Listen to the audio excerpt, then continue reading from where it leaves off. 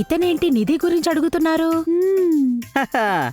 డాక్టర్ని వెతుక్కుంటూ ఊరికే పేషెంట్ రాడు, అలాగే డాక్టరు ఎవరెవరినో వెతుక్కుంటూ ఊరికే పోడు.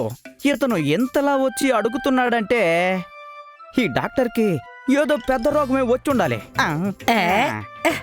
అంటే నిధి మీద లవ్ వచ్చిందేమో. మనం అనుకున్నట్టు కాదు ఆ డాక్టరు. అయితే సరే, చాలా బాగుంది. ఇంకా ఈయన గురించి ఏం తెలుసు? టెల్ మీ యార్. అదే చెప్పాలంటే నా లవ్ స్టోరీ గురించి ఆహారంగా కూర్చుని మాట్లాడదాం. ఆ సక్సెస్ అవున ఆపరేషన్ గురించి ఎందుకని ఊరికే డిస్కస్ చేస్తారమ్మా? నాకు కోపం వస్తుంది.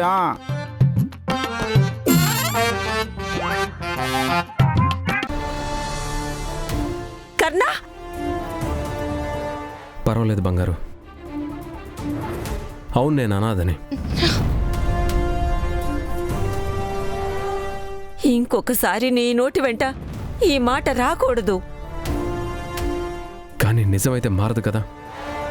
చూడు, నువ్వు ఈ ఇంట్లో పుట్టకపోవచ్చు, కానీ ఈ ఇంట్లో పెరిగావు, అది గుర్తుంచుకో.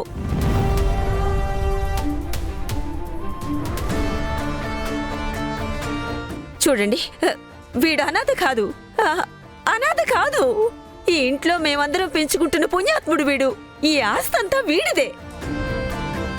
అవునమ్మా, ఈ డబ్బు, ఆస్తి, అంతస్తు ఇవన్నీ చూపించి మీ అమ్మాయిని అతనికిమ్మని ఎలా అడుగుతాం?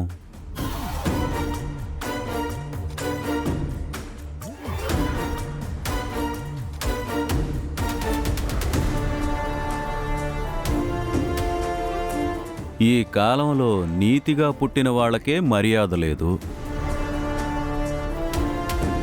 అలాంటప్పుడు ఎవరికి పుట్టాడో, ఎక్కడ పుట్టాడో, ఎలా పుట్టాడో కూడా తెలియని ఇతనికి మీ అమ్మాయినిచ్చి పెళ్లి చేయడానికి మీరు ఒప్పుకుంటారా?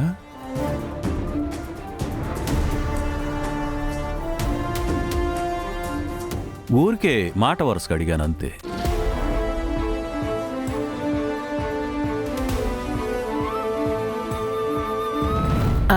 అది ఈ విషయం గురించి మేము కొంచెం ఆలోచించి చెప్తాం.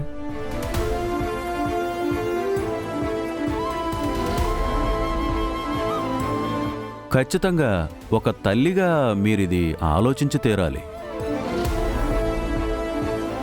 9 నెలలు మోసి నొప్పులు పడి కన్నబిడ్డని ఏ తల్లి చెత్తలో వేస్తుంది?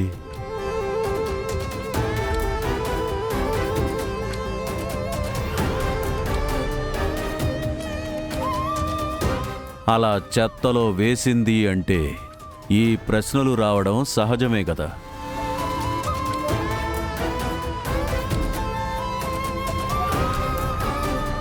న్యాయంగా పుడితే సాకడానికి 100 దారులుంటాయి. కాని ఏ దారి దొరక్క పిల్లాన్ని వదిలేసిందంటే అలాంటి సంతానాన్ని... నానా,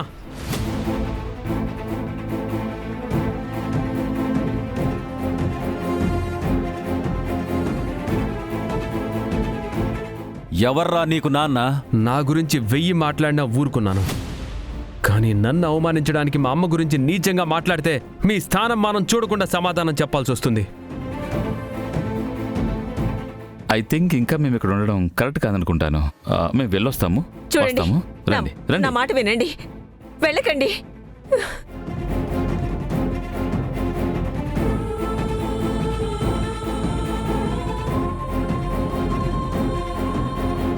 నీ యోగ్యత ఏంటో నీకు జ్ఞాపకం చేస్తే నీ కోపం వస్తుందా? ఒకవేళ మీ అమ్మ పతివ్రతే అయితే భిక్షమెత్తైనా సరే నిన్ను పోషించేదేమో. మీ నోరు మూసుకోండి.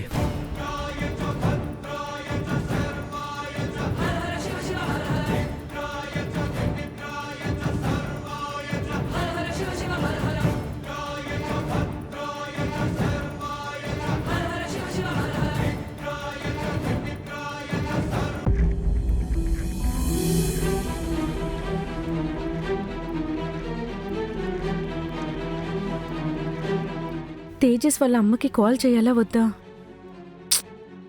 మళ్ళీ ఏమైనా ఆవిడ హార్ష్గా మాట్లాడితే ఏం చెయ్యాలి? ఫోన్ చేస్తాను.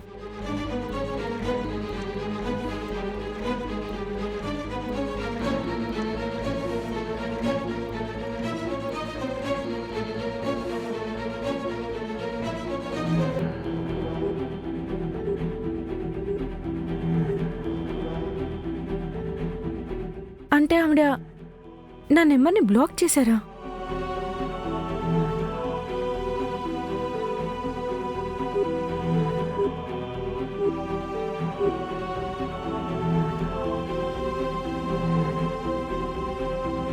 ఛ! నా నెంబర్ బ్లాక్ చేసే అంత తప్పు నేనేం చేశాను? ఎలా మాట్లాడాలి ఆవిడతో? నేను తప్పు చేశానని ఒప్పుకుంటాను, కానీ ఈ తప్పు తప్పుగా ఉండిపోదని నాకు భరోసా ఉంది. ఇది కర్ణ మాత్రమే సరి చేయగలరు. తనకే చెప్తాను.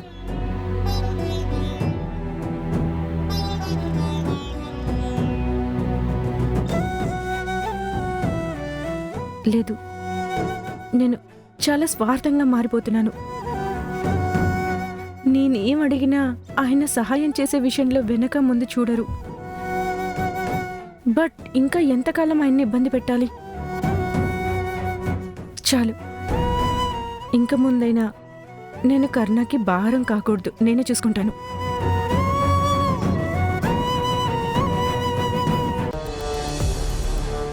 ఏమన్నావు? నన్నే అంటావా నువ్వు? మిమ్మల్నే అంటున్నాను. ఈ ఒక్క విషయంలో నోరు మూసుకోలేనంతే.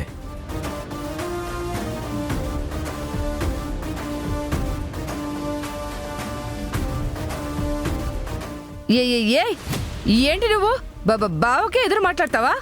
మా అమ్మని తక్కువ చేసి ఏ పురుగు మాట్లాడినా ఇదే సమాధానం చెప్తాను. పురుగా? నీ నాలిక చీరేస్తాను. దానికన్నా ఎక్కువ ఇంకేం చేస్తారు? మీరెప్పుడు నన్ను కొడుకులా చూసుండకపోవచ్చు, కానీ నేను మనసులో ఎప్పుడు మీకు తండ్రి స్థానమే ఇచ్చాను. నన్ను కుక్క కన్నా హీనంగా చూస్తున్నా సహిస్తూ ఉన్నాను కదా. కానీ ఇప్పుడు నన్ను అనడమే కాకుండా నాకు సంబంధించిన వాళ్ళందరి మీద బందూకుతో తూటాలు పేలుస్తారా? ఈ ఆట మీరు ఆపకపోతే నేను మీకు ఆట చూపించాల్సి వస్తుంది.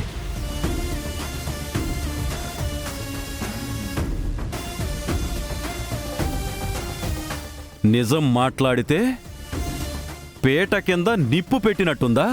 అంగిలి తెరిచి అవలక్షణం బయటేసుకోకండి. ఆడవాళ్ల గురించి నీచంగా మాట్లాడద్దని మొన్నే కదా చూజాయిగా చెప్పాను. ఇప్పుడు నేరుగా మీ మొహం మీదే చెప్తున్నాను. నన్ను కన్న తల్లి ఎవరైనా కానీ ఆమె ఒక ఆడది.